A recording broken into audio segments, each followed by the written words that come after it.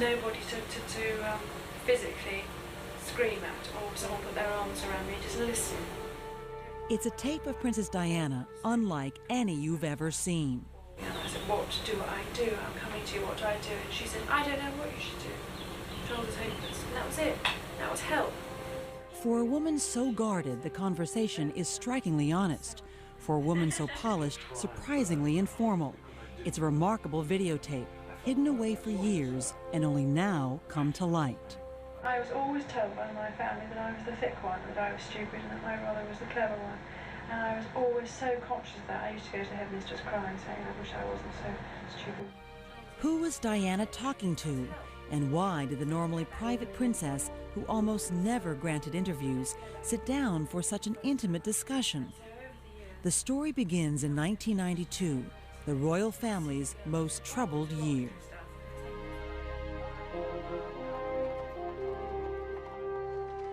Despite the cheerful pictures in the news each week, the story of the royals was much more like a soap opera. 1992 is not a year on which I shall look back with undiluted pleasure.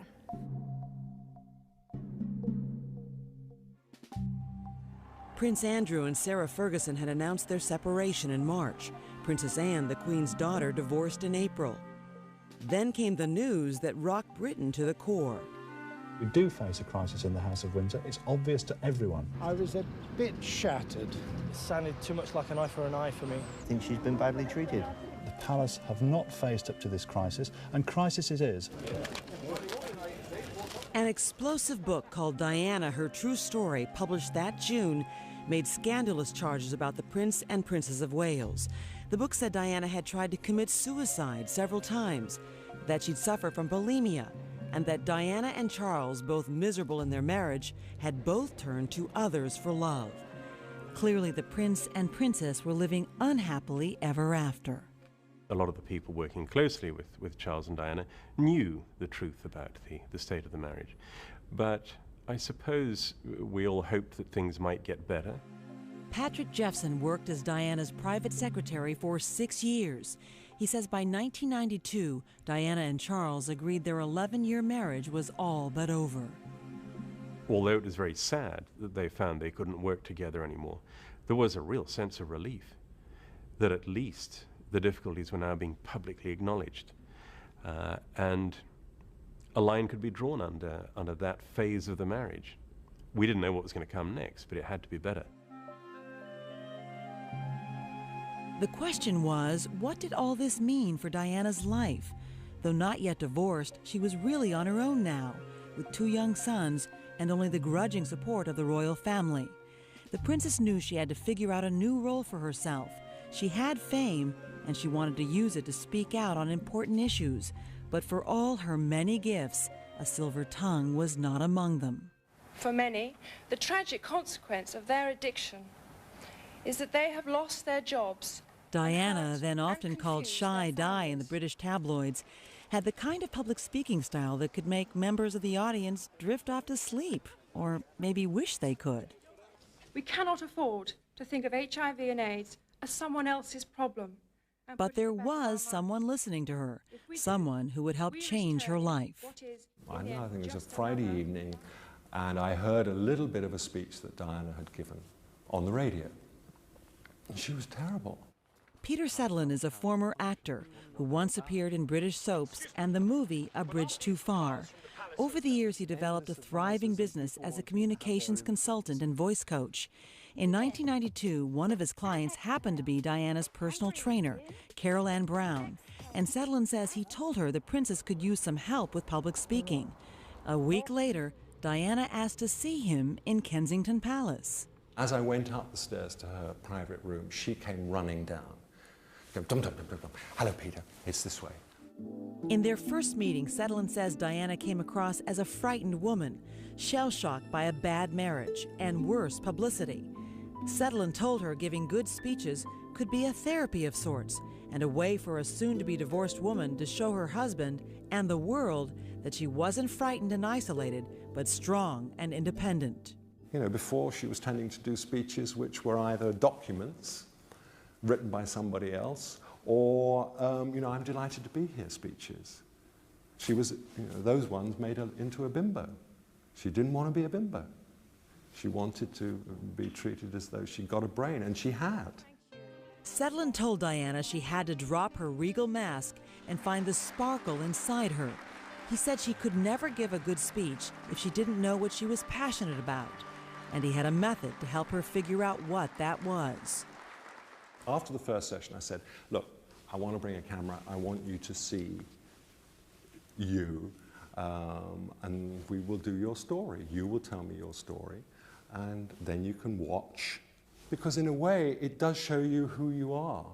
If somebody can draw you out and take you to the best of you, and you then see it, it reaffirms, yes, that is me, it's okay to be me.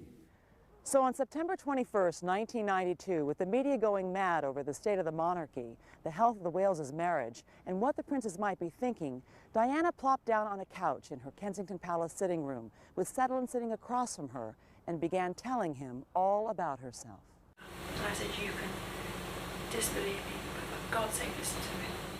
This is one of at least 20 tapes Sedlin says he recorded, using an amateur video camcorder, of the princess between September 1992 and December 1993.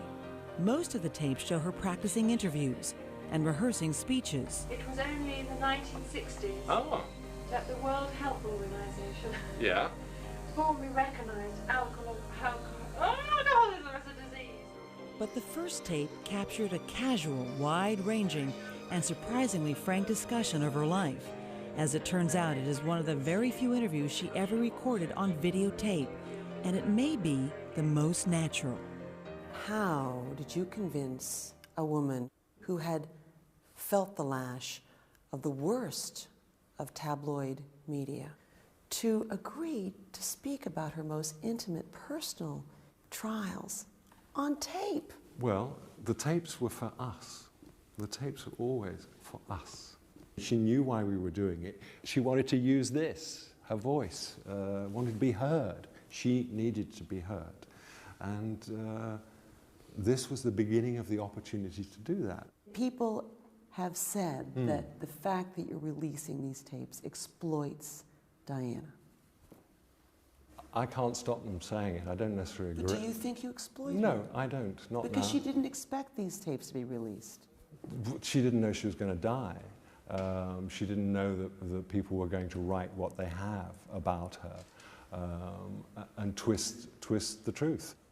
I've had to shift to a place of it is better that the public see what she says, not embellished by other people, not people who make their living out of quoting what she's done. I haven't done that. Sedlin's tapes almost never saw the light of day. Missing for years, confiscated by police, and subject to a lawsuit by Diana's family, the tapes only recently returned to Sedlin's possession. On the first day of autumn, 1992, Peter Sedlin returned for his second visit to Kensington Palace, and he and Diana quickly got down to work. As if taking a cue from the change in seasons, Sedlin suggested that if she focused on the changes within herself, she would find her true passion.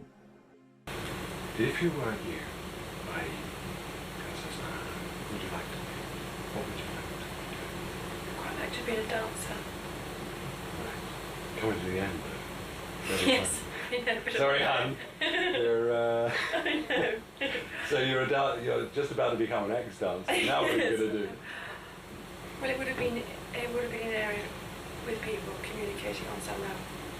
For an hour and 20 minutes, Sedlin guided Diana through some of the most dramatic moments in her life, starting with the details of her childhood.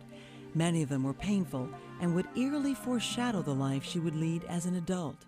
She spoke, for example, of growing up in a home where she felt unwanted, desperate for affection. My parents, they never said they loved me. So you never knew that anyway? No. There's always the kiss there. There's no hugs or anything like that.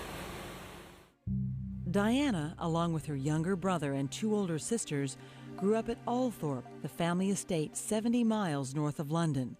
It was a home filled with acrimony. Her parents fought often, and sometimes the tension went beyond bitter words. Diana was left with an emotional scar after one incident when she said she saw her father slap her mother. They were upstairs in a spare bedroom having an argument, the door was open, and I looked round it and I saw that. When I tell my sister for knowledge, my eldest sister, she had a grisly time when she was 16, you know. She said she always had to turn up the record player so she couldn't hear the arguing. Her parents' marriage, like her own many years later, would end in divorce. Diana's mother left her father for another man when Diana was only 6. According to biographer Andrew Morton, it was then that Diana first learned how it felt to be let down by people she had hoped would love and guide her. For a time, she became an elective mute. That's to say, she would only speak on certain occasions. She was so traumatized by the event. For a while, Diana kept a lonely vigil, hoping her mother would return. My father told me about 5 years ago, he said you sat on the doorstep, you didn't eat, you didn't bath, you didn't sleep, you just sat there, you just never spoke. What she was doing was taking me back to being a little girl, and she was just honestly saying what that little girl did and how that little girl coped with it. And in my terms, it gave me an insight into, what she was about. In the years after her parents' divorce, Diana was often left in the care of others, first a series of nannies, then her teachers at boarding school. She felt detached, which is why she was thrown by a surprising development at home. Diana was 13 when her father married Countess Rain Dartmouth, a woman the Spencer children detested. Diana told Peter Sutherland that she and her siblings found out about the wedding in a most extraordinary way. Sarah rang me up, she said, have you seen the newspapers? I said, well, Daddy's married Rain. I said, oh my God, how do you know that? It's in the Express. The Spencer children were furious at their father, and they decided they wanted to confront him. But Diana alone would be the one to deliver the message. For once, she was going to stand up for herself. And what happened next seemed a critically significant moment to Peter Sutherland. You can actually see her move from that to becoming a powerful woman. Not a girl, but a woman, ready to take on almost anybody. Egged on by older sisters Jane and Sarah and younger brother Charles, Diana prepared to give her father a piece of their minds. I was so angry. But Sarah said, right, Dutch, my nickname was Dutch, you go in and sort him out. He said, I want to explain to you why I've got married to Rain. And I said, well, we don't like her. And he said, I know that, but you'll grow to love her, as I have. And I said, well, we won't. I kept saying we, not I. So it was a crusader here. And I got really angry. And if I remember rightly, I slapped him across the face. And I said, that's from all of us for hurting us, and walked out and slammed the door. And he followed me, and he got me by my wrist, turned me around, and said, don't you ever talk to me like that again. And I said, well, don't you ever do that to us again, and walked off. Her world was shattered. It wasn't until her later teen years, reflected in these pictures from a book called Diana, the Portrait, that Diana began to achieve some stability in her life. It was then that she became convinced she was meant for something special. I knew that something profound was coming my way, and I was just treading water, waiting for it. I didn't know what it was, I didn't know where it was, I didn't know if it was coming next year or next month, but I knew I was different from my friends and where I was going. The ambition she always had was that she felt a sense of destiny. I think she had this profound sense, deep sense of who she was and where she was going. And yet Diana seemed conflicted about pursuing that destiny. While wanting something more from life, she also told Sutherland that during her teen years she had been content to be alone. And I used to be the one that sat at home, happily at home, sitting in front of a television, reading a bowl of cereal. That was my idea of this, because I put all the energy into my work, and I wasn't interested in men as such, albeit there were a few who were interested in me, but they got so far, and then they were given the green light to push off, always. Then, in the fall of 1977, not long after she turned 16, Diana met Prince Charles, who was 29. He was actually dating Diana's older sister, Sarah, and it was Sarah who invited Charles to visit Althorpe, the Spencer estate, for a weekend party. I remember meeting him and feeling desperately sorry for him. That my sister was wrapped around his neck, because she's quite tough little thing. If she had her blinkers on, she'd get what she wanted. She wouldn't look out there, she'd just love that. That weekend, Sarah wanted to show Charles the impressive art gallery at Althorpe. And she said to me, do you know where the lights are? And I did know where the light switches were, they were hidden. So she was livid that I knew, and she didn't. So Charles said to me, well, why didn't you take me up there? I was getting these looks from Sarah. So I didn't care two hoots about who Charles was. I thought, you know, poor old thing. But I wasn't impressed with anything around him. And I turned the lights on, and Sarah said, now you can go. But Charles had taken notice of the teenage Diana, and his attraction to her would grow over time. As she told Peter Sutherland that September afternoon, Charles's interest did wonders for her self-esteem. It was the fact that an older man who was in a prominent position liked me, wanted to have me around. A man was prepared to talk to me rather than a boy. Yes, I'm sure there's a lot of that. Charles's relationship with Diana's sister never developed, and both he and Diana moved on. Diana to finishing school in Switzerland. Charles to other women in search of a future queen. It would be 3 years before Charles and Diana met again, this time at the estate of a mutual friend. The year was 1980, and Charles had just lost his great-uncle and close friend, Lord Mountbatten.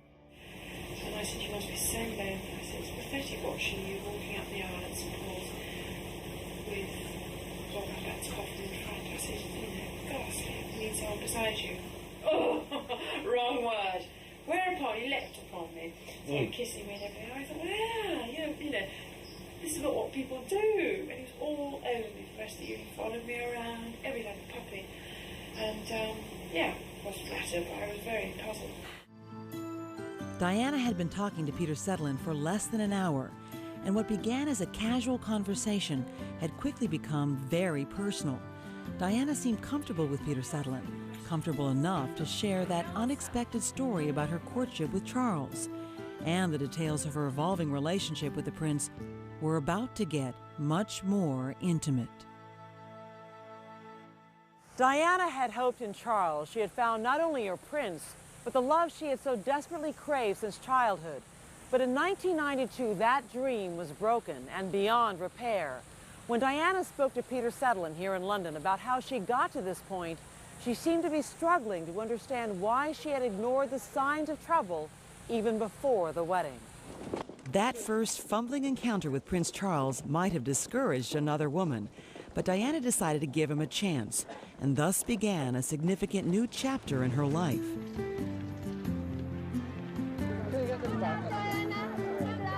By 1980, when Diana was 19, she had fallen hard for the prince, even though she said he still had a lot to learn in the boyfriend department. He wasn't consistent with his courting abilities. He'd ring me up every day for a week, and then he wouldn't speak to me for 3 weeks. Very old. And I accepted that. I thought, fine, well, he knows where I am, he wants me. And the thrill when he used to ring up was so immense and intense, drive the other 3 girls in my flat crazy. But, no, it was odd. By now, the press had gotten wind of the relationship, and Diana was being scrutinized as a potential royal bride. Looking back on it all 12 years later, Diana realized the attention didn't leave her much time to reflect on whether this relationship was right for her. It's like being sucked in, just people pushing and then people pulling, all in the same direction. So you're being what, pushed by family? Yeah, my family looked great, and so did my friends, and so did Charles's family. They liked me. They were very good to me when I was a guest. What does that mean? We used to change when I was a daughter, and my positions changed. She was set on a course which a lot of other people thought would be lovely for her, and because she was quite naive, went ahead. But a bit of her was going, wait a minute, I'm not ready for this. In February 1981, Charles and Diana came out to announce their engagement to the world. Just delighted and happy. No one knew it at the time, but the first interview they gave as a couple was an ominous sign of things to come. I'm amazed that she's been brave enough to take me on. And I suppose in love. Of course. Whatever in love means.